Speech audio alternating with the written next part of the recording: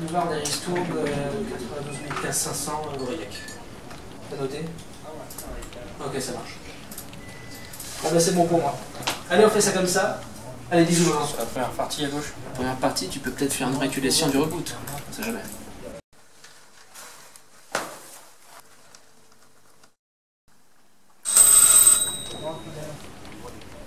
Bon, j'y vais. C'est bon, je suis bon. Mon service, on le donne pas son... Oui, suivez-moi s'il vous plaît. Alors combien je vous dois? Un ticket et demi s'il vous plaît. Gardez la monnaie. Ah merci, c'est bien aimable. J'aurais besoin d'une petite signature s'il vous plaît. Pas de soucis.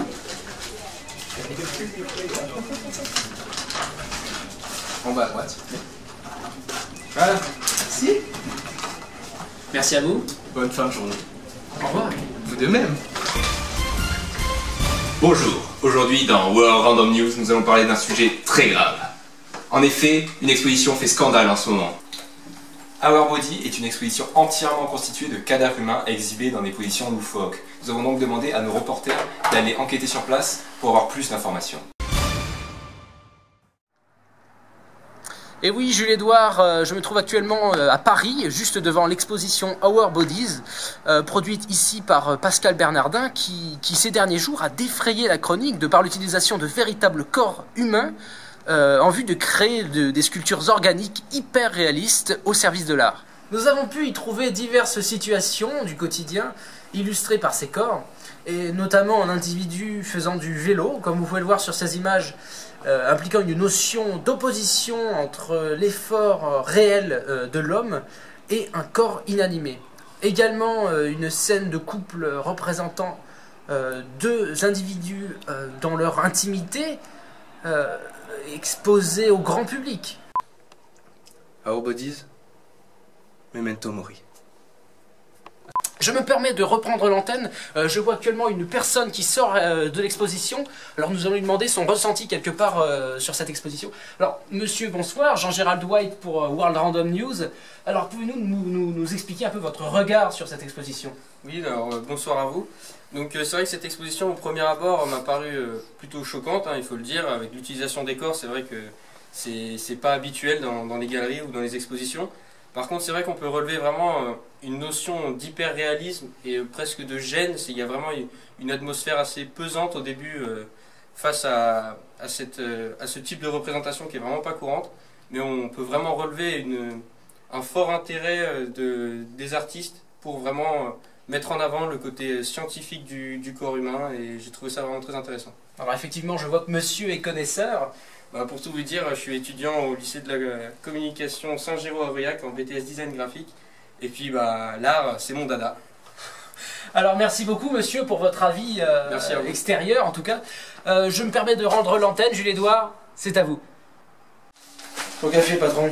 Ah merci. Au fait, c'est qui Pascal Bernardin? Antenne. Nous allons retrouver Jackson qui est à l'intérieur de l'exposition en compagnie de Pascal Bernardin. Jackson? Oui, alors je suis au cœur de l'exposition avec Pascal Bernardin, le producteur. Donc Pascal Bernardin, expliquez-nous la naissance de cette exposition. La naissance, je l'ai découverte aux États-Unis, à Orlando, dans ce qu'on appelle un Science Center. Aux États-Unis, les Science Centers, c'est des choses qui sont un peu un mélange du palais de la découverte et du jardin d'acclimatation. Donc c'est très éducatif, c'est généralement fait pour les enfants de 5 ans à 15 ans. Bon, enfin, toute la famille y vient, les gens y viennent en famille. Et je ne savais pas que ça existait, donc des Américains m'avaient contacté avec qui je travaillais dans d'autres domaines du spectacle et m'avaient dit il y a une exposition à voir, je suis allé la voir et je suis tombé sur les fesses parce que j'ai trouvé ça extraordinaire. Je ne savais pas qu'on pouvait exhiber des vrais corps humains, des spécimens comme on les appelle, et je n'avais jamais vu le corps de cette façon-là. Donc j'ai dit mais c'est extraordinaire, il faut absolument qu'on amène cette exposition en France. Donc, retour à Paris, je vais voir le musée de l'Homme qui me paraissait le lieu le plus adéquat. En plus, le musée de l'Homme déplaçait ses collections pour les mettre au musée du Quai Branly. Et puis, les chercheurs ont été intéressés. Mais finalement, au bout de 3 mois, le musée de l'Homme m'a répondu qu'ils ne pouvaient pas présenter une collection qui n'était pas leur propre collection. Or, le musée de l'Homme a beaucoup de choses à montrer dans du formol, mais ils n'ont pas de spécimens qui sont traités par imprégnation polymérique. Donc ils étaient incapables de le faire, ils n'avaient pas le temps de le faire, ça peut demander 2 à 3 ans, donc ils ont laissé tomber ce projet. Après j'ai été voir d'autres musées. Les musées, les problèmes c'est qu'ils font des collections artistiques, et que cette exposition n'est pas artistique, elle est esthétique et anatomique et pédagogique, mais ce n'est pas une exposition d'art. Donc les musées, genre Grand Palais, me disaient « je ne peux pas prendre votre exposition ». Et finalement, de salle en salle et de recherche en recherche, on a terminé dans un très joli bâtiment qui est la Sucrière à Lyon, qui lui présente chaque année la Biennale d'art contemporain, mais ne présente pas beaucoup d'événements. Et c'est un lieu événementiel. Ils nous ont accueillis en mai 2008. Power Bodies, c'est le travail de toute une vie. Mais ça a été dur de monter cette exposition? C'était déjà très dur de trouver une salle. D'accord. Et quand j'ai vu l'exposition aux États-Unis, elle était présentée avec beaucoup de pédagogie, c'est ce qui m'a plu.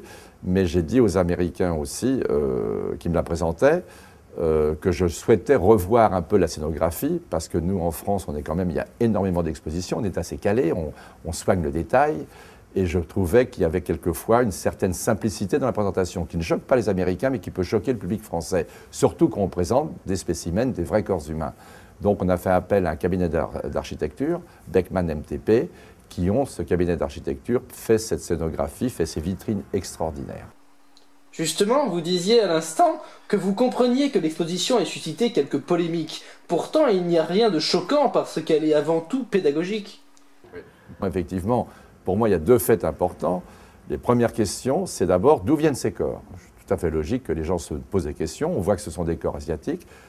L'exposition, elle est mise en place par une fondation de Hong Kong, et c'est dans des corps chinois, puisque la fondation, elle travaille, c'est elle qui fait tout ce travail, justement. Elle reçoit des corps par des dons de donneurs volontaires ou de leur famille, par un processus qui est tout à fait similaire à ce qui se passe en Europe et aux États-Unis. Et après, elle travaille ces corps, qui peut demander 2 à 3 000 heures de travail par corps pour en faire les spécimens qu'on observe.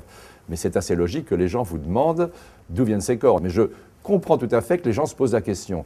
Deuxième question qui aussi est importante, et les gens peuvent vous dire, d'accord, l'exposition, ça existe, l'imprégnation polymérique permet maintenant un travail sur le corps extraordinaire. Pourquoi ne pas laisser ça aux étudiants et aux scientifiques? Et pourquoi le montrer au grand public? Là, vous passez le pas, vous faites du voyeurisme. Moi, quand je l'ai vu, j'ai été ravi de la voir. Je me suis rendu compte que ces expositions, il y en a une dizaine aujourd'hui qui font le tour du monde, elles sont vues par des millions, elles ont été vues par plus de 30 millions de personnes. Pourquoi, si elles sont vues par 30 millions de personnes, je n'aurais pas le droit, moi aussi en France, qui ne suis pas médecin, qui travaille donc dans le domaine du spectacle, j'ai trouvé une émotion intense à voir cette exposition. Je me dis, il n'est pas de mon devoir, mais enfin, c'est ma passion d'aller la présenter aux Français. Je ne vois rien de choquant à ce que ce qui peut être vu par les médecins ou les élèves de médecine puisse être vu par le grand public. Alors, Bodies, ça te change un homme. Alors l'exposition est divisée en 6 parties, chacune en système d'organes. Nous sommes actuellement au système nerveux. Le corps humain est régi par 6 grands systèmes organiques, m'a-t-on dit. Donc on a fait 6 salles qui sont dédiées chacune à l'étude des systèmes organiques. On a montré de la pédagogie puisque dans chaque salle, on a une présentation du système, on essaie d'expliquer succinctement comment fonctionne ce système organique. Et après, il y a à la fois les spécimens entiers ou découpés, mais qui permettent justement d'observer le système en question. Et puis il y a des vitrines qui montrent les organes de ce système organique, chaque fois aussi avec des cartels explicatifs qui sont assez bien faits. Il ne s'agit pas, on ne devient pas un professeur d'anatomie en sortant de cette exposition, mais on en apprend beaucoup plus quand même que généralement ce qu'on a appris dans les livres d'école. Dernier point, cette exposition a aussi un rôle important dans la diffusion des infos sur le don d'organes. Vous êtes un relais d'information? J'ai fait en sorte que ça soit présenté le mieux possible et j'ai essayé de ne pas choquer.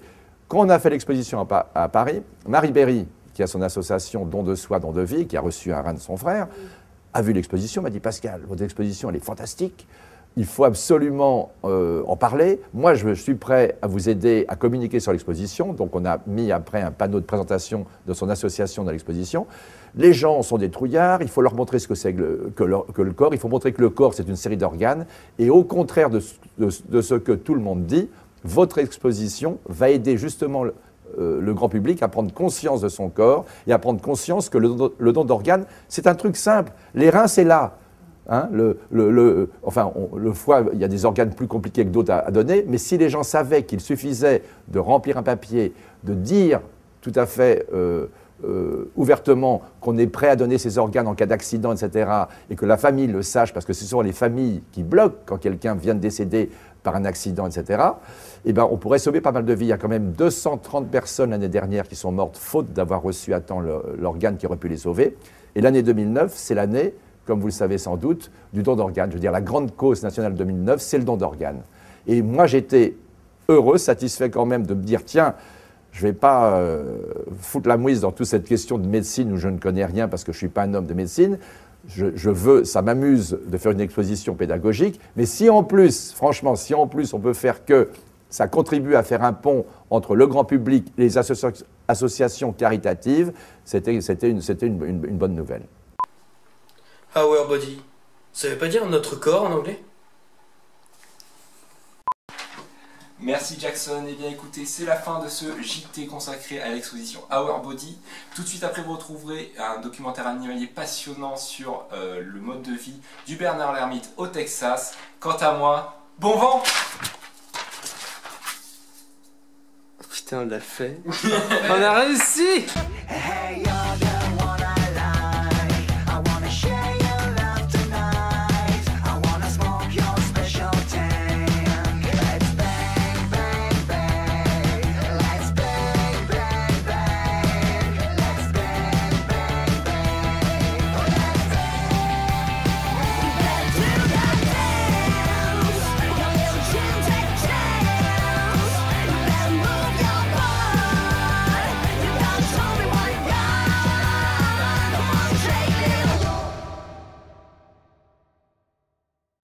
Attention, ce contenu audiovisuel a été réalisé par des professionnels. Il est vivement recommandé de reproduire ça chez vous.